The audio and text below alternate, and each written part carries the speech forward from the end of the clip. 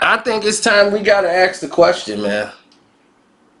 We talk about Nas, you talk about Biggie, Tupac, Jay-Z, and everybody. We gotta start asking the question: is Lupe Fiasco the greatest rapper in the game right now? I mean, it's time to have that conversation. Now, a few of you might go, "Oh, that's Chicago sticking up for Chicago." No, bruh. Chicago ain't got nothing to do with it at all. This is real. I don't know what you talking about. Man, this dude just might be one of the greatest rappers in the game right now. He tried to do a collabo album and still is trying to do a collabo album with Nas. That would just blow the roof off. I mean, AZ would probably really go off if that happened. But I doubt if it happens. Like he said, he reached out numerous times and it never happened. He tried to get it done and just couldn't come to fruition. But Lupe, man, maybe it's that shot town in him, you know, that create. Maybe we just the most creative people in the world. I mean, to me, that's what it looks like.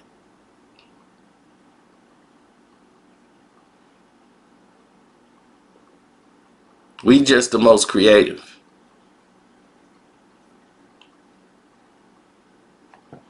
Now, if we look at society and we look at everything that's like, you know, involved with it,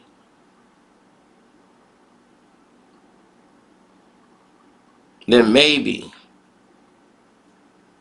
the best rappers in the world are most of the people that is unplugged by the majors because they don't see any value in it. Lupe is going off his art and his craft and saying, I'm not going to make the album that you want. I'm going to make the album that I want. And I don't care who says what about it. This is me.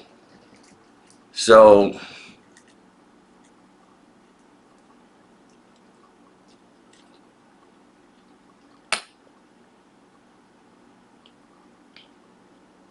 I just listened to his EP he put out called The House. And every song on there is just like, are you kidding me? Is this even real? From, you know, Dinosaurs is cool, but my favorite on there is Seldom, which is models spelled backward. And it's about models, and it's incredible. Shoes, then LF95, Lupe Fiasco 95. Listen to these. It was really 4 songs, but listen to it. And tell me what you think. After Droga's Wave, which was 2 LPs put together, go back to listen to Droga's Wave. Listen to this. And then I want you to ask yourself, is Lupe Fiasco the greatest rapper alive? Because at this very moment, I'm having that conversation. Like, I got to really think about it. I know the new ages is going to say Cole and Kendrick and, you know, Cole and Kendrick, you know, they're going to be on that level. But, now he did say something like on the level of, you know, Logic being better than what's his name, Kendrick, and I didn't agree with that at all. The most lyrical people I've heard in the game that got bars is King Lo. King Lo's without a doubt. Lupe, Nas, Black Thought, you got Papoose, you got Cassidy, Jada, and these dudes can really do it. You know what I'm saying? Like really, really do it. Like people would never know how good Cassidy really is because they see him as a battle rapper, but there was a reason behind a lot of the things that happened there. But we'll get into that at another time. Common is another one, you know, and he basically molded Kanye into, you know, everybody kind of molded him with Chicago creativity. He was always creative, but his insanity just took him, he wasn't ready for Hollywood. And that just took him to a whole nother level. Now,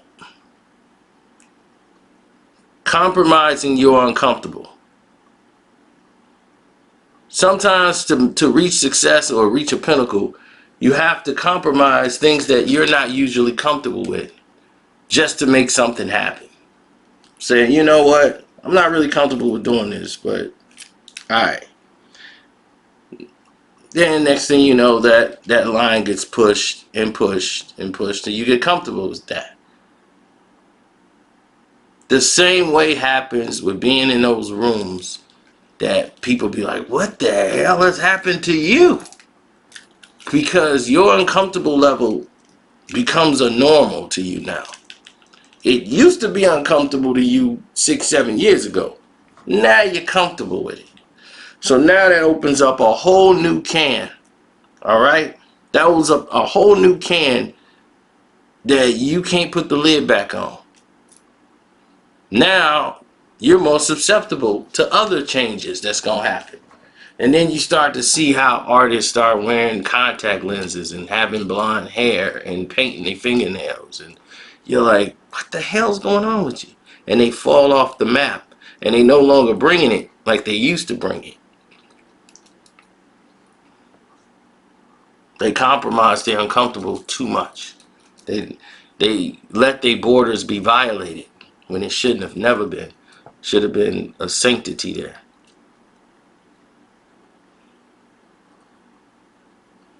Now, for me, I was always on a different level.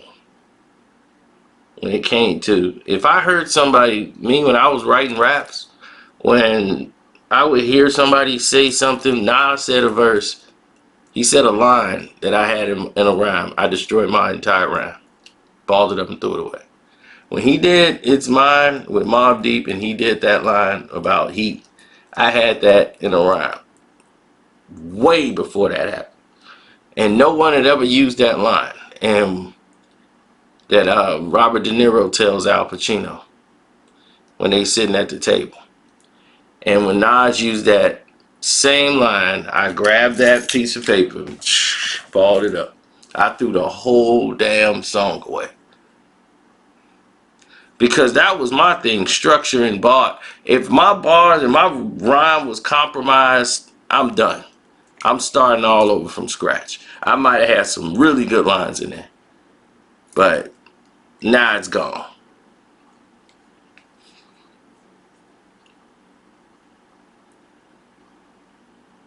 Lupe has mastered the art of being himself and being the artist he wants to be. You know, he's not finna make you the R&B song you like. He's not gonna make you the love song that you want. Then he's gonna come hard on this record. Nah, he's making the records that he wants to make. You see what I'm saying? And being that artist is putting him in a serene space of comfort. He doesn't have to compromise. And that is that's like having a 3,000 pound gorilla off your back. You don't have to do that. It's like, oh, great. You wouldn't be surprised when I tell you how many artists sit there and try to say, man, I'm trying to see, because everybody right now, they like that song that what's his name got. Yeah, when what's his name produced the beat. Yeah. So I was like, yeah, that sound kind of hot right now. So this sound right here kind of sound like that. Yeah, it's that type of, you know, that rhythm, that Caribbean thing. Yeah, I'm gonna do like 2 joints on that. Yeah, that's gonna probably, yeah, this one's gonna probably blow up because that's hot right now. Then this one was hot. Migos got a joint sound like this. Yeah, they got one sound like that. So yeah, I'm gonna do the auto-tune thing here on that part, and then I'm gonna rap. Yeah, it's kind of remind you a little bit like White T they did. Yeah, I'm gonna do like 3 of those. And that's where their mindset is. Be like what's hot. They're not doing what they would do. They're not bringing anything new to the album concept. I want to be able to feature with this guy because he's hot. Today's rap isn't like that anymore. It's only probably a handful of artists you can get and put on a song with somebody, and somebody gonna want to run and check it out because that person's on it. One is Drake. Lil Wayne don't even have that anymore. Future don't even have that anymore.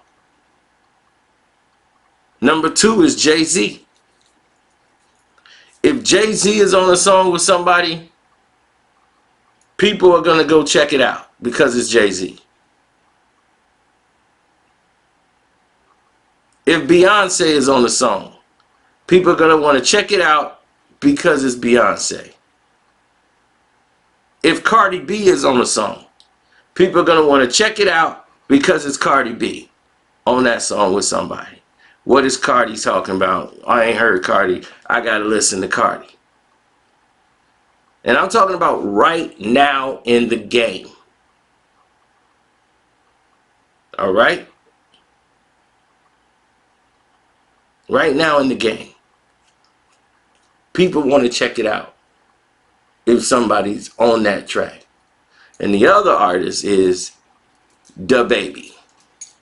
If DaBaby is on the feature, they want to check it out. That's it. Lil Baby kind of up there too, but not as much.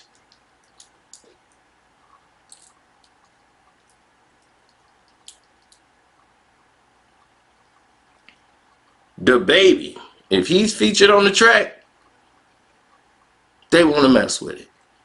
Everybody else, it's about the song. Future used to have that. Like, Future on the track, we got to listen to it. He kind of lost that because he oversaturated the market by jumping on everybody's track and being like, oh, such and such and Future, such and such. People got used to seeing Future.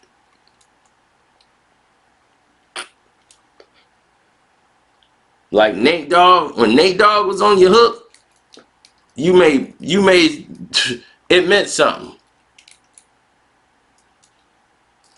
So when it was featuring Nate Dogg back in the day, you knew you had a hit. Nate could do that hook, and that hook could be the whole song. And you had to just write around it. Because Nate made that song just jump. And could nobody do it like Nate. And that's why Nate just was making money, just making hooks. Go in there, drop a hook, getting paid. That song would fly. And even the songs that didn't fly was fire.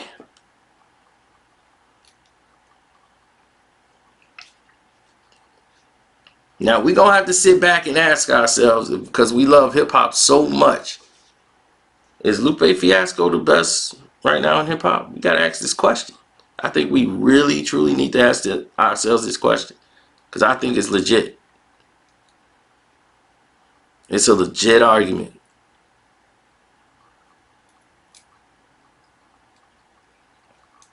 Anyway, I'm going to get out of here, man.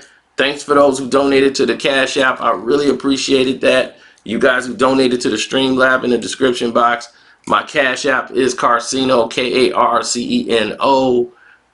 And you guys who wanted to donate to the Patreon and join, you know, we got an exclusive going on right there. It'll be here on this page later on, but it's premiering right now on the Patreon. And it's about Tupac and Janet and all that stuff. So A lot of people wanted to hear about that, and you're getting it now, so enjoy that. And for everybody else, love, peace, and hair grease. Don't forget to subscribe if you're new.